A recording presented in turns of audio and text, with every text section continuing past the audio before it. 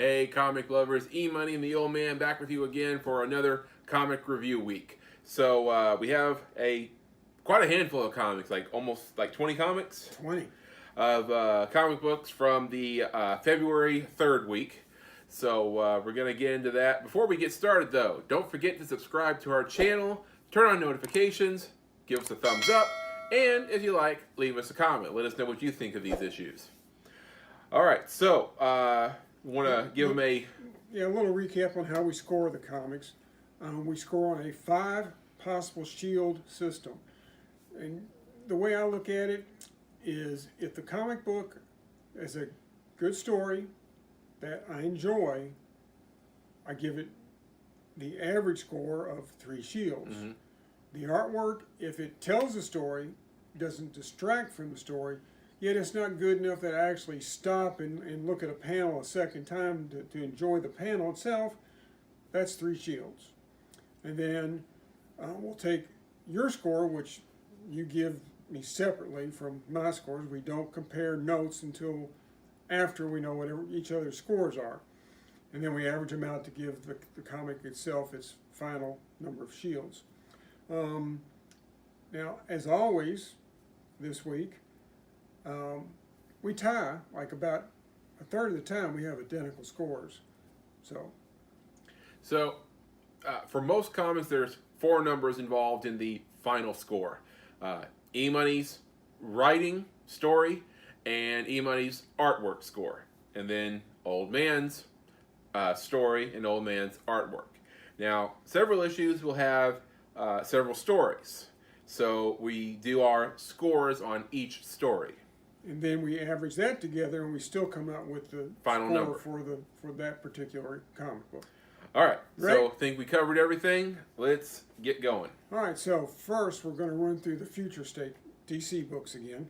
So this is Future State Flash number 2 with the $3.99 cover price. All right. So what has happened here is Wally West has been taken over by some Speed Force demon, for lack of a better word. And it is up to Barry Allen, who has lost his speed, to stop him. And he does that by he takes all of the weapons and artifacts from the Rogues Gallery of the Flash, and he's using them all at once.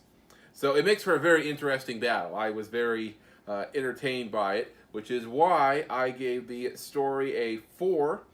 And the artwork was really detailed. I was impressed by it, so that's why I gave artwork a 4.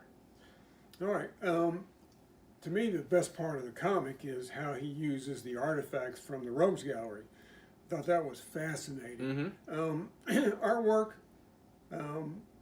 it was maybe a little above average, but I only gave both story and art 3s. So that particular comic book ends up with 3.5 shields.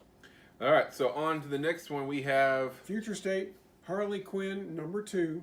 Now we opted to get the cardboard cover, and it's a variant, and so we paid the extra $1. So this one was $4.99. All right, so in this story, it's a futuristic Gotham. We've talked about it a lot on all the issues involving Batman and/or Gotham, where the magistrate has taken over, and it's kind of a authoritarian city, and we find ourselves in a power struggle between the magistrate and Jonathan Crane, and Harley kind of finds herself caught in the middle. Story was kind of meh, didn't care for it too much, and that's why I gave it a 2.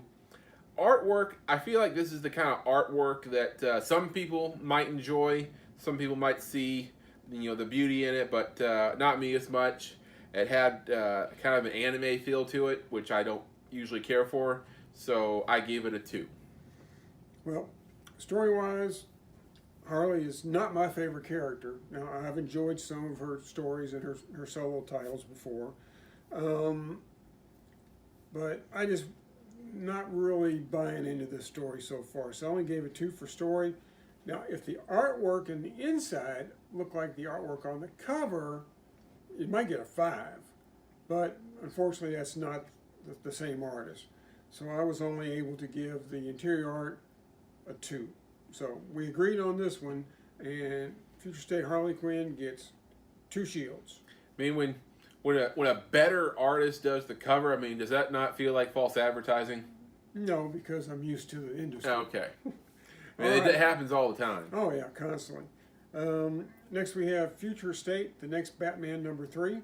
Once again, we paid the extra $1 for the cardboard variant cover. And this one has an $8.99 cover price. 3 stories though. Yeah, so 3 stories. So start with the Batman story. first one is the next Batman, and we follow him where we left off last month, and he is trying to kind of help these 2 people who have been the magistrate has them in their crosshairs because they wore masks, and the magistrate is anti-masking Gotham.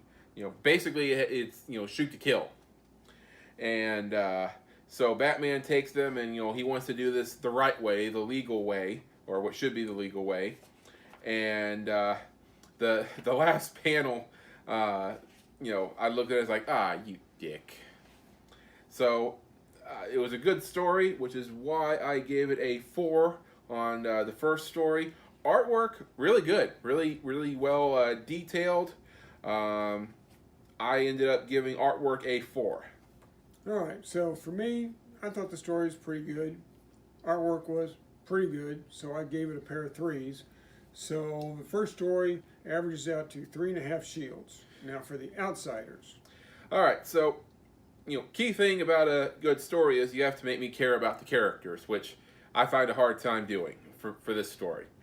In this one, you have Katana, you have a guy, Batwing, which I think is Lucius Fox's son, and you have a version of Jefferson Davis, aka Black Lightning, which it kind of makes it hard for me to care about any of these characters, so the story was kind of hard.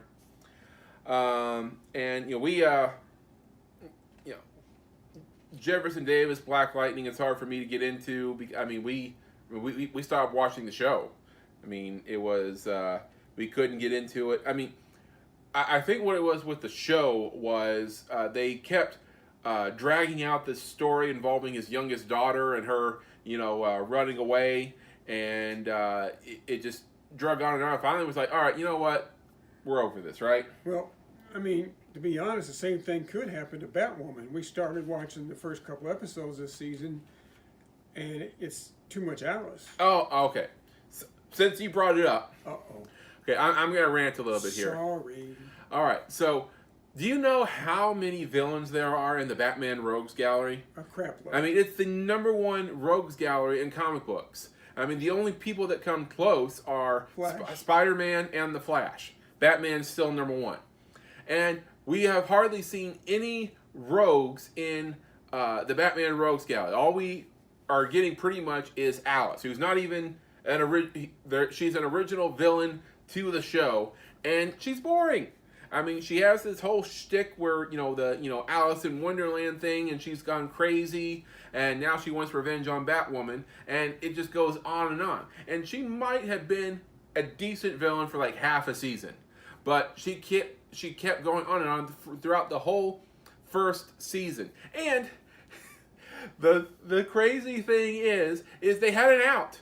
Like halfway through the first season, they had an out for Alice. It was right after Crisis on Infinite Earths, where all these ripples were still being felt on this new Earth Prime, where you had echoes of people from other Earths. And they found another Alice. Alice wasn't her name, but her doppelganger. And she wasn't like Alice. She was the loving, Kate Kane's loving sister.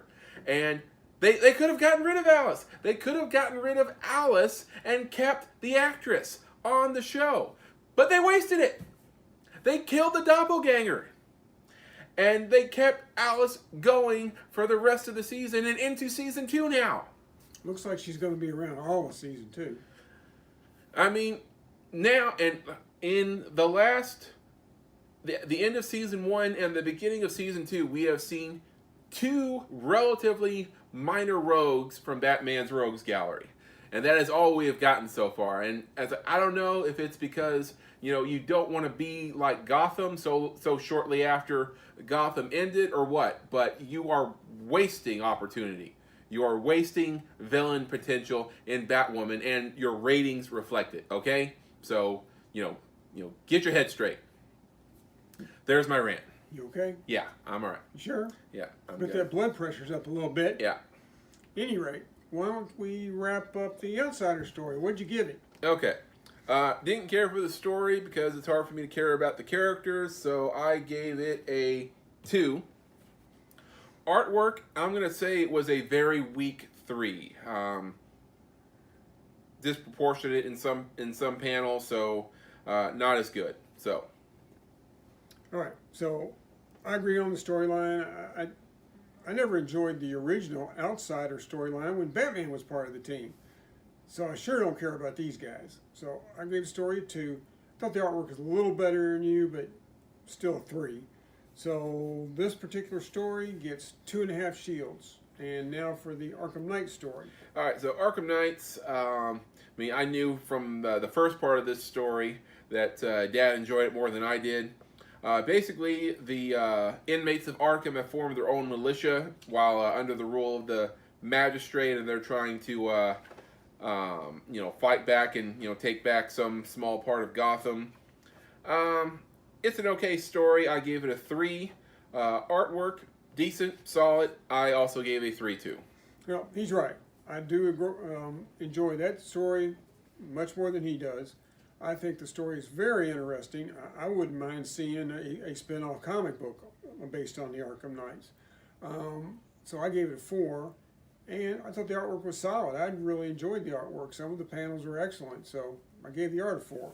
So that story averages out to 3.5 shields. Now, overall, if you take all 3 stories and average them out together, the next Batman gets 3 shields. Yeah, problem with a lot of these backup stories, like the second one on here, it brings down the score of the whole issue. Well, I think you're going to see that more in this next comic book. Okay. Which is Superman of Metropolis #2. It's a Future State book. Once again, paid that extra $1 for that cardboard variant cover, so it's $6.99. And if you'll start off with the Superman story. All right, so we are continuing to follow Jonathan Kent, Clark and Lois's son, who is the new Superman. And he is, in the previous issue, he shrank Metropolis for whatever reason. I forget what his logic was, but he was trying to protect it from Brainiac. And Kara is also in the story, and they had a bit of a spout in the last issue. And in one part of the issue, Brainiac tries to bombard him with clones or robots of his father. I think it was robots. Okay, robots from different eras of Superman. From Golden Age Superman, Silver Age Superman, 90s Superman, and that was kind of interesting. But the story overall was kind of meh. So I ended up giving it a 2. Artwork, solid, pretty well done, so I gave a 3. I thought the story was a little bit better than you, but I could only score it a 3. Same with the artwork at 3. That story gets a 3 shields rating. All right, so next up was a Mr. Miracle story. And, we've read, I think, two parts to this already. We haven't liked it in the past, so... And, just reading through it, I just do not care. I cannot hardly care any less. So, story was a 1. Artwork, pretty bad, and I gave a 2. Well, I have a little more loyalty to Mr. Miracle than you, so I guess that's why I scored it higher. I gave the story a 2, but that artwork is still only a 2. Mm-hmm. So that one we gave it a 2 shield rating for that story. Next is the Guardian story. All right, so we follow Guardian and Jimmy Olsen. I thought it would be kind of below average at first, but about halfway through they had me taking more interest. I thought it was a pretty good story. Guardian having to save Jimmy Olsen from a bit of a lunatic. And I ended up giving the story a 3. Artwork, decent, solid. Give it a 3 also. All right, so I thought it was an average story with average art, so 3s across the board, and that story averaged out with 3 shields. The issue combined, if you take all 3 stories and average them out, 2.5 shields for Superman Metropolis #2. All right, next up, we have Future State Swamp Thing #2 with a $3.99 cover price. Now, EMoney's like never been a big fan of Swamp Thing, so I'm going to take lead on this one. Okay. Basically, this is a story about, it's way in the future. Humans have pretty much destroyed the planet, and the Green has gotten with Swamp Thing, and they're marching on the humans. And they're basically going to rid the planet of the humans, except Swamp Thing's not in favor of that. It's a pretty sobering story. I gave the story a 3. Now, I really like the artwork, so I gave the artwork a 4. Now, tell them how you feel. I mean, it was a sort of a meh story. Couldn't bring myself to care about that much because I don't really care for Swamp Thing. So storyline wise, I gave a 2. Artwork, decent, pretty good. So I give a 3 for that. All right, next up, Future State Wonder Woman #2 with a $3.99 cover price. Now this is not Diana, this is the other Wonder Woman. Right. So as in the first issue in this story, we follow her through a lot of the Greek myths, and she has gone to the underworld in an attempt to rescue her friend. And obviously it reads like a Greek myth. And we see all the players from the underworld. We have the ferryman, Cerebus the dog, and then finally the Lord of the Dead himself. So it's almost kind of predictable because if you read enough Greek myths, you can kind of sense what's going to happen. But it was still pretty entertaining. So I gave a 3. Artwork, decent enough. Also gave a 3 too. All right, as was the case with issue #1, I really enjoyed the story. I thought the fantasy setting was very good. It's nice to see a Wonder Woman not dealing with the world of man. So I gave it 4 shields for the story. I love the artwork, so I gave it 4 shields for art too. Okay. And this comic averaged out with 3.5 shields. All right, and lastly, we have the only DC book we got this week that is not a Future State. All right. And that is Man-Bat #1. Now, we did pick up a variant, but it's not a cardboard stock, so it's the same price as cover A. And this one is $3.99. All right, so we have Dr. Kirk, who has been Man-Bat on and off. And apparently the serum that turns him into Man-Bat is just like any other drug. It's an addiction. And it has slowly kind of destroyed him. And he takes the serum once more, and of course Batman has to stop him. And I ended up enjoying this story a lot more than I thought. And I ended up giving a 4 for the story. Artwork was really good too. I almost gave it a 4 as well, but I ended up giving it a very strong 3. All right, to me, the Man-Bat story is just so similar to Spider-Man's Morbius, the living vampire story.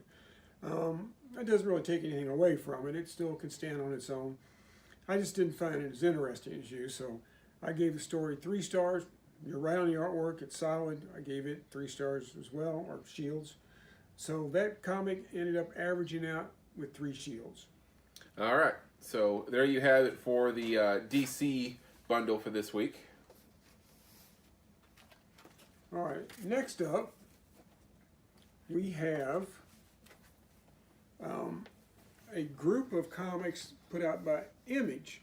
Now, these are all reprints. These are all #1 issues that came out not too long ago, but every one of them, there's 7 of them, they saw stuff we missed that we haven't read. So this was a great opportunity for us to go back and get some slightly older stuff. And I would have been more selective about which ones we got, but they were $1 a piece. So I got all 7 of them. So the first one is Image First, Ascender #1. All right, so this takes place in the fantasy world where this planet is ruled over by a ruler called Mother. And then we follow this young girl whose father is stubborn and will not bend the knee and will not submit to the rules. So for that, they live as outsiders up in the hills, and they're pretty much forbidden to wander into town, and they have to live on their own. And based on what we've seen, the mother is a sorcerer, not a nice person. She's just totally evil.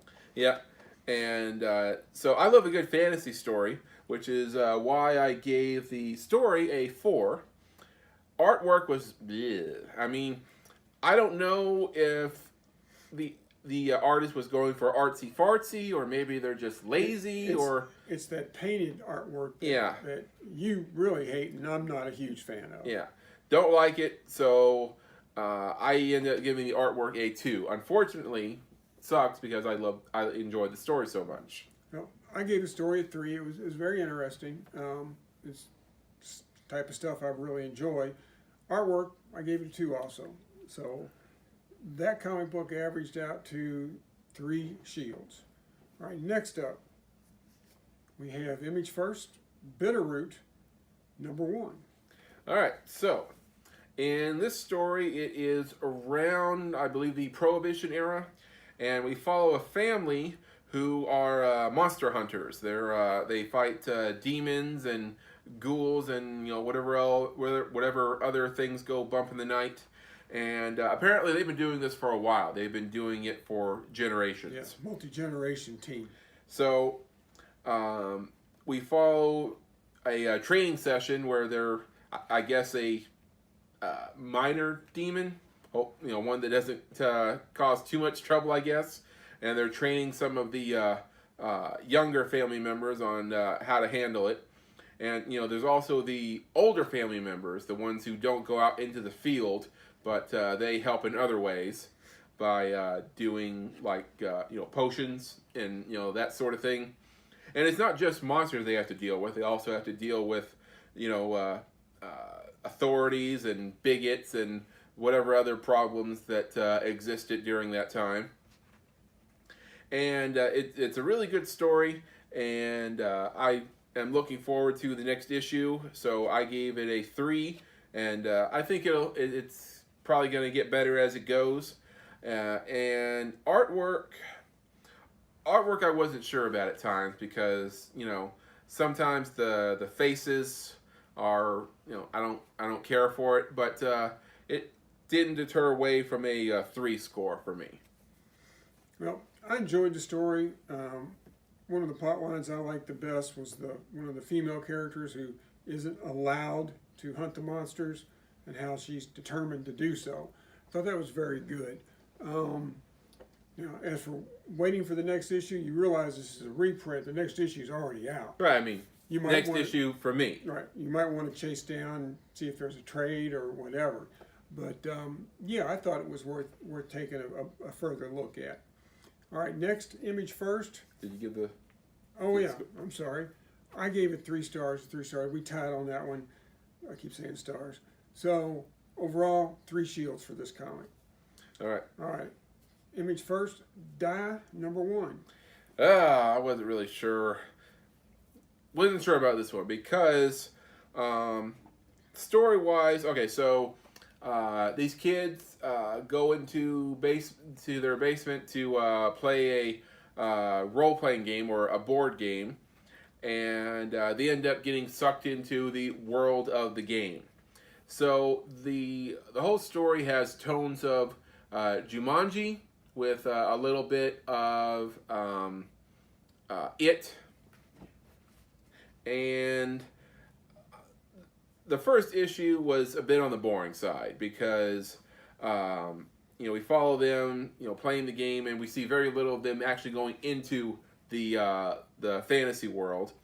So what happens is they They go into the world. They disappear for 2 years. They come back. One of them doesn't come back, and then they try and move on with their lives after that. And they can't talk about it. Yeah, they're not supposed to talk about it. Something prevents them from discussing a it. gaze, is that what they call it? Geese. Yeah. But they end up going back into the fantasy world, and the story ends here on this issue. So the story in this issue was a bit on the boring side, but I can tell hopefully it's going to pick up as you go. So I didn't want to take too much from it, so I gave it a 3. The artwork, I don't know. I mean, it's this hand painted stuff, and I didn't know whether to take away or to add because of the detail. And it's definitely one that tries to be artsy fartsy. So wasn't sure what to do, so I ended up averaging it a 3.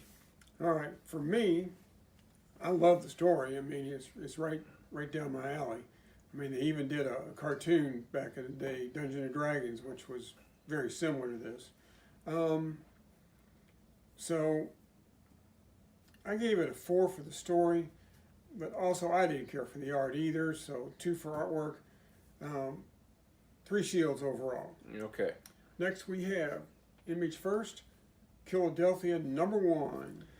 All right, so this one follows a police detective who is following one of his dad's old cases, and you think maybe it's just a regular murder mystery. No, of course not. When it starts off, but no, it has supernatural to it, and he is chasing vampires.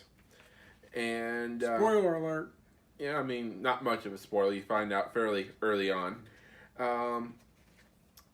The problem with the story was, like, first of all, throughout the issue, he is reading his dad's old journal, and you're reading the excerpts from his journal, and the handwriting is so hard to read sometimes. They're trying to look like it was handwritten, so I'm having to really focus on the writing to try to decipher what it is he's saying. So, storyline wise, I ended up giving a 3 overall. It was fairly decent. Artwork, don't care for it. I mean, I guess you would call it a bit on the lazy side, so I ended up giving a 2. Well, we agreed dead on that one. I gave it a 3 and a 2 also. So, Philadelphia ended up averaging out to 2.5 shields. All right, next we have Mercy #1. All right, so this is a period piece, somewhere between, I guess you would say, Western and early 20th century, somewhere in there. And it follows a couple characters. One is presents as a high-class lady type who owns a brothel, and among other things. The other is a street urchin who is sort of employed by a shady character, kind of like the urchins in Oliver Twist. I forgot what the... Fagin. Okay. Sort of like that. And, for a lot of the story, you're not really sure who the good guys are, if there are any. I don't know if there are any. Yeah. And it makes for a couple interesting characters. Artwork, it's like it does not go for realism. I mean, it's definitely looks a bit on the cartoonish side, but doesn't take away from it. So story, very interesting. I give it a 4. Artwork ended up with a 3. All right, we got close on that one. I gave the story a 3, the artwork a 3. Now, but to me, this is just adult gothic horror, if you want to categorize it. I thought it was pretty good, but nothing really special. Next we have Image First. Score. Oh, we gave it 3 shields. All right, so next we have the Old Guard #1. All right, so this is the comic book that the movie was based on. If you watch that, it stars Charlize Theron. It's on Netflix. Here's on the back of the cover there, if you want to watch it. So it follows a couple of mercenaries who have been kicking around this marble for a long while. And it starts off, they take a job, rescue some hostages, you know, like probably the sort of job they've done a million times before. But turns out not Things to be. don't go right. Things don't go the way they thought they were supposed to. So the story kind of ends there. And I know from watching the movie that the story is going to pick up, and it's a good story. So I ended up giving story a 3. The artwork, didn't care for it. I ended up giving it a 2. It lacks a lot of detail. So Well, I gave the story 3 also. Artwork was adequate. It didn't distract from telling the story. It didn't really get me to stop and look at the panels either. So I went 3 and 3 on that one, which gave this particular comic, the Old Guard, 3 shields overall. And the last of the image first, we have Undiscovered Country #1. all right, so I wasn't sure about this issue going in. I mean, I thought it was just going to be a dystopian future type story, which it is, but that's not all it is. So what happens is 30 years ago, the United States cut off contact with the outside world, built up a wall around the borders, closed it up, and the world has not heard from them in 30 years. But on outside the U.S., things have not been going well. There is a plague around the world called Sky, and people are dying, and they hear that they receive a communication that there may be a cure in the United States, and they're invited to come in, and they send a team into the United States to find these people and hopefully find a cure. So as soon as they arrive, they get the sense that they were not in fact welcomed. So that's when I thought it was just an average dystopian future type story. But then you see this one, you flip the page and see what's going on in the United States. Like, oh, okay, this is not your average story. There's more going on here, and definitely grabbed more of my interest. And then you go 2 pages more, and you're like, oh, there's even more to it than that. So definitely a lot of elements to this story, which made me really enjoy it. So I gave story a 4. The artwork, again, solid, good stuff. I gave a 3. Now, I, on the other hand, fell in love with this comic out the gate. It's a science fiction post-apocalyptic story on crack. I mean, I just thought it was great. I gave the story 5 stars. Same art score as you, 3. So this comic ended up getting 4 shields. All right, that's it for the image first. All right. So next up we have ones that image are book and everything else. Yep. Everything pretty much that was not an image first or a DC story. All right, so first we have Deep Beyond #1 of a 12-issue series with a $3.99 cover price. All right, so this one, another sort of dystopian future type story. In this one, humans can't go outside anymore. Some kind of gas has flooded the earth, and humans have built up airtight buildings and domes around cities, and they can't go to the outside anymore. And also there's not just the air. There's like some uglies out there, some beasties that would wreak havoc on humans. So it has a lot of the mist to it, except in the mist you could breathe the air. So the story was very intriguing. I wasn't sure about it at first, but they definitely grabbed my interest. So I ended up giving the story a 4. Artwork, good, solid artwork. I gave a 3. All right, I thought the story was enjoyable. Wasn't as excited about it as you are. I gave it 3 shields for the story, 3 shields for art, and this comic averaged out with 3 shields overall.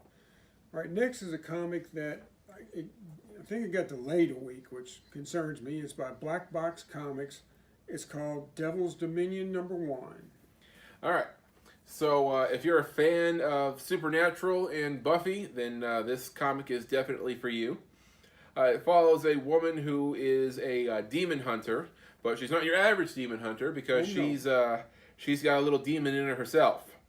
And she was possessed years ago, but instead of expelling the demon, she is actually taking control of the demon, where she is in the driver's seat, but still uses its power. So the first step, or the first issue, goes where she hunts down another demon and tries to save the victim. And it was a solid story. And then in the last panel, you see stuff to come, which definitely kicks the story up a notch. And I enjoyed it. I thought it was a pretty great story, so I gave it a 4. The artwork was great because I appreciated the solidness of the artwork. And what I mean by that is you know what's going on. I mean, where other artists, when they're doing like scenery, not close up to people's faces, sometimes they're either, like I've said, they try to be artsy with it, or they're lacking in detail to where you have to really look really hard to see what's going on in the scene. With this one, I mean, you know what's going on. I mean, you can tell exactly what is happening in each panel. So I really appreciated that. Solid. I gave a 4 for artwork. All right, so for me, I was a little disappointed. For being an adult horror story like that, I thought the storyline was just way too simple. Maybe it's not supposed to be an adult storyline. Maybe it's for tweeners. I don't know. I thought it was okay. Art and story were okay to me, so I gave 3 to both, and it averaged out to 3.5 shields. All right. Next up, from AWA, we have Redemption #1. It's the first of a 5-part series. So, when I was reading all these comics last night, I guess when I came to this, I didn't really look really hard at the cover, so I thought it was a Western. So I opened it up, started reading it, and the more I realized, oh wait, this isn't this. I looked at the cover again, like, oh, this isn't a Western, not a solid Western, anyways, because you have motorbikes and she's got a robot arm and all this other stuff. So it is actually a dystopian future, post-apocalyptic, sort of post-apocalyptic / Western story. So it follows this town that is under the rule of this gang, pretty much, and much like Magnificent Seven Samurai, they go out looking for help, and you hear the legend of this woman who might or might not still be alive out there that maybe they could find for help. The Butcher. The Butcher, okay. And this character, this right here, this is Linda Hamilton. I mean, you cannot convince me that when the artist came up with this character and drew her, that he did not have, he or she, I don't know, did not have Linda Hamilton in mind. Oh, the artist, I don't know. But, yeah, I mean, I agree. If they did do a movie to this, if they don't get Linda Hamilton to play the Butcher, they have made a mistake. Yeah, I mean, I cannot believe that, not her.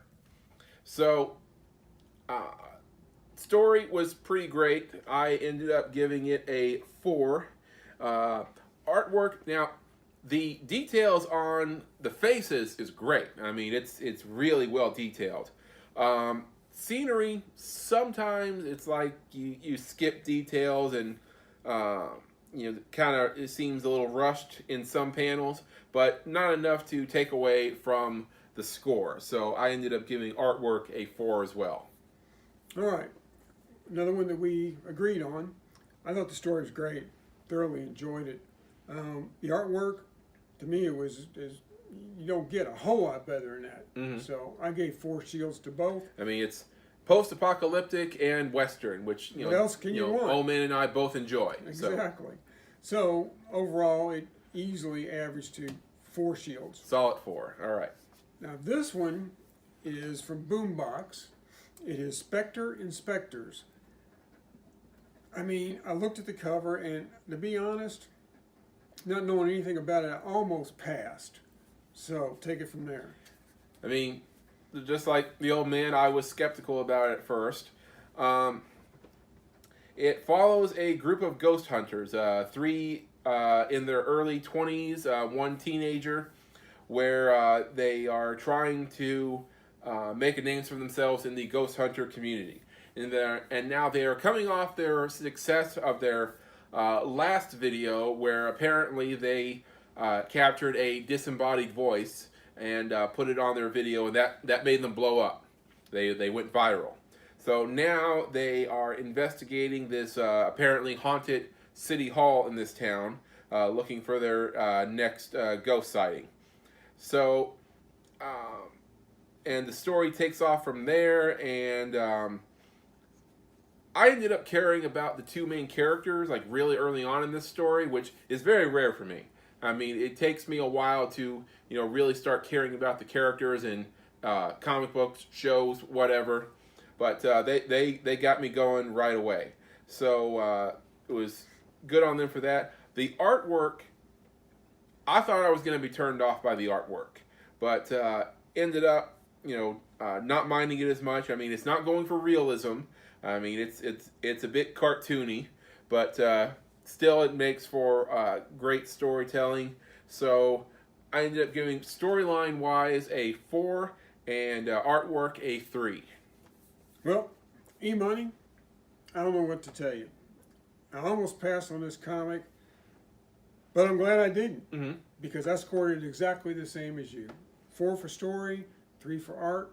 I thought not just the two main characters, basically 5 characters in this comic. Okay. And I thought they gave decent character development to every single character. I thought they did a good job. So this one averaged out to 3.5 shields. Next, the first of 2 Star Wars books. This is the only Marvel comic we picked up this week, and it is Star Wars: The High Republic #2 with a $3.99 cover price. All right. So in the last issue, we have our main character who was undergoing her trials to become a Jedi, and she passed. Not the way she expected to, but she did, and she's now a Jedi Knight. So she is going off with her master and 2 young Padawans, I think, and they're attempting to rescue a ship.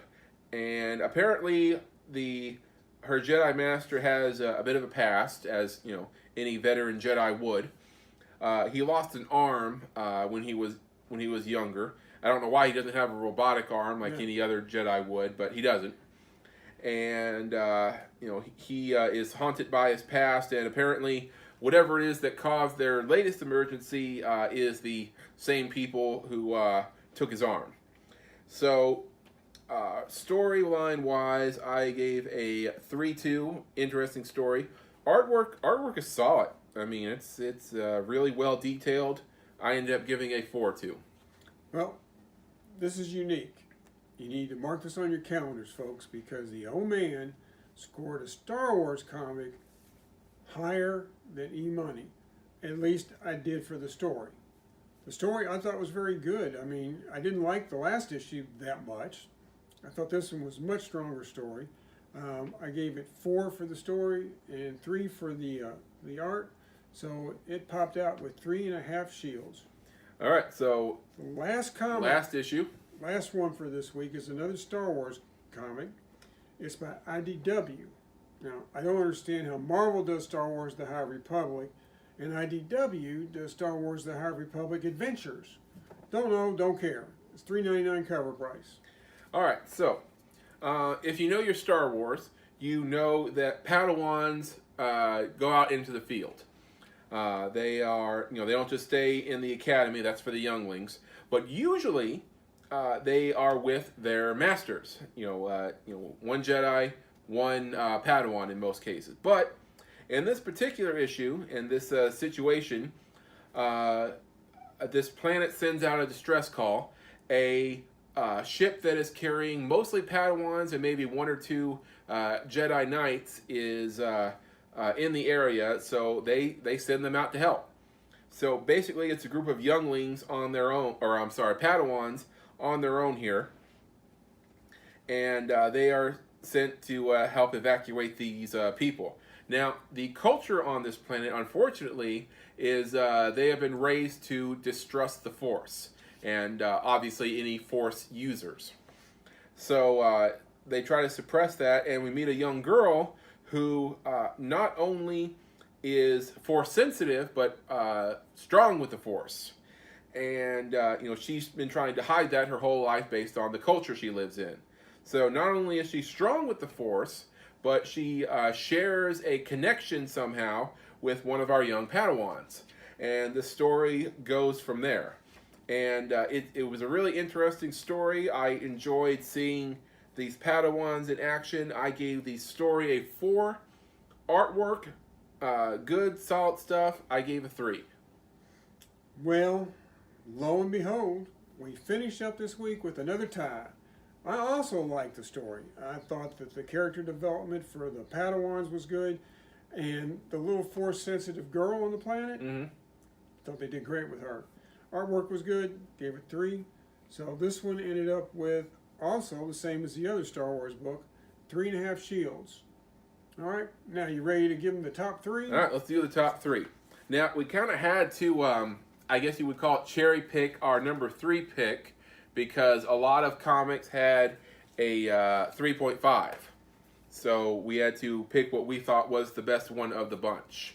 And the best one, number 3, was Future State Flash. So there's your number 3 pick for the week. Next, number 2 was Undiscovered Country, our dystopian Earth story. Now, it got 4 shields, as did our number 1 pick, but this one actually got 3.75. So we had to round up. But the winner this week got 4 shields exactly, and that was Redemption. Had a solid 4.0 for the week. the Linda Hamilton vehicle, Yes. we hope. All All right, so there's your top 3 picks. So if you live in Louisville, head out to Comic Book World or Old Shepherdsville Road. or whatever your local comic book shop is, and pick up our recommendations if you like, and pick a few other things up too. Pick them up if you don't like, because you will like. All right, so that does it for this week. Don't forget to subscribe to the channel. We have a lot of cool stuff on the channel. We have back issues with EMoney and the Old Man. We're talking about the history of comic books right now. And also we have our reaction videos. We're doing WandaVision right now, and I'm expecting some big revelations this week for WandaVision. So that's going to be fun. Be sure to watch it on Disney Plus, of course. All right, so I think that about covers it for this. Covers it for this week. I think we're out. Yep, See you guys next time. Excelsior. True believers, I know you're not reading enough comic books. Get busy.